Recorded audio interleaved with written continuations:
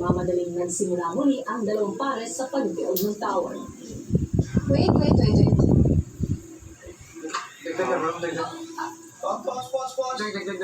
Kahit na equal po yung dinadagdag namin blocks magkabilang side, eh nag-iiba pa rin po yung balanse ng seesaw. Ano ba kayo?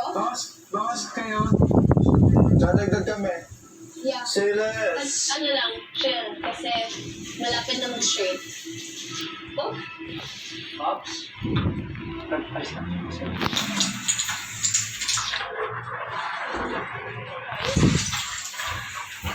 We really try our best po talaga po yun na maging maayos at kahit mahulog man yan, agad-agad kaming pipick up ulit ng blocks po kuya to try ulit po kuya.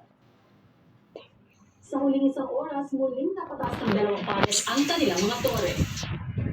Oops, number 1. Guys, ano nakatangkad sa inyo?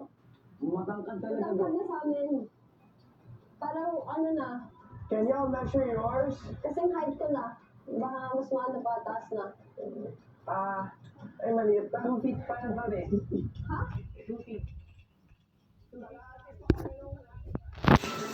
Kalahati pa lang kayo ng ano? Oo. What? Kami mag-reach namin yung 4 feet. Kaya kailangan po talaga namin mag-adjust. I think you guys are gonna add 1 stick at a time now. Once you guys reach 4 feet. Guys, kasi kailangan natin ma-match yung weight. So, add lang kayo ng add hanggat hindi kami tapos. Yeah. Ano natin kayo Ano yan? Oh my gosh. Because happen on the other side. Kasi 2 feet pa lang sila. Bueno na. Ang ginawa ko namin, nagbawas din ho yung kabila para mag-match po sa weight and height. At kahit pa paano po makahabol po kami at makuha po namin yung both sides. 13. 13. 14. Yeah.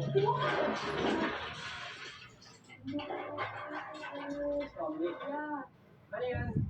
Yung tower namin. Like, nahulog. Alright, go, let's go. Tuloy pa rin ang laban, kuya. No matter what happens. Guys, we actually go 5. Five kami bro. 5-7. Yeah, 5 kayo.